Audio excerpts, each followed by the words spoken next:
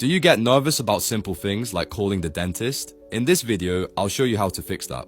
But first of all, we need to understand why this happens. Why does a trivial phone call or a little social interaction feel like a life or death situation? It's not that you're afraid of the dentist or the barista, it's that you're afraid of the social friction. You feel like every micro interaction is a test of your social performance, and you're terrified of making a mistake in a space where there's nowhere to hide. The reason this feels so intense is that your brain hasn't updated its survival software in 50,000 years. Back in our tribal days, social rejection wasn't just awkward, it was a death sentence. If you were cast out of the tribe, you were at the mercy of the elements and predators. Your brain learned to equate fitting in with staying alive.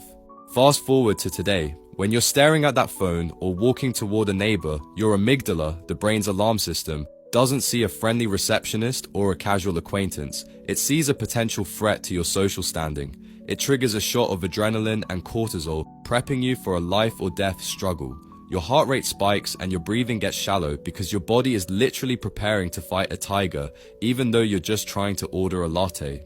But there's a second, deeper layer to this: hyper-reflexivity. Because you've had these anxious moments before, you've started to observe yourself from the outside. While you're talking, a part of your brain is standing next to you, judging every word, analyzing your tone, and looking for signs of sweat. You've turned a simple exchange into a high-stakes performance. You aren't just calling the dentist, you are subconsciously trying to validate your worth as a competent man through a flawless interaction.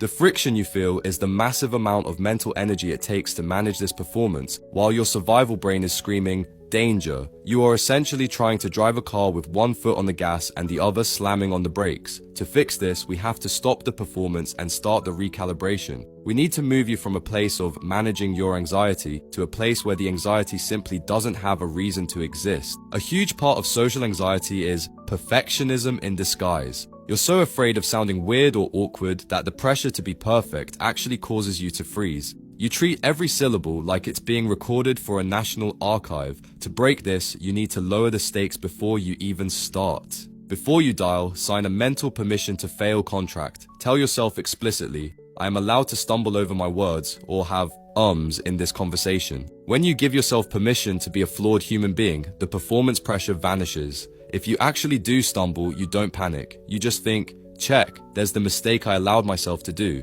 and you keep going. By making failure part of the plan, you take away its power to derail you. You realize that social perfection is a myth and that a small mistake doesn't lower your status. It actually makes you more relatable and human.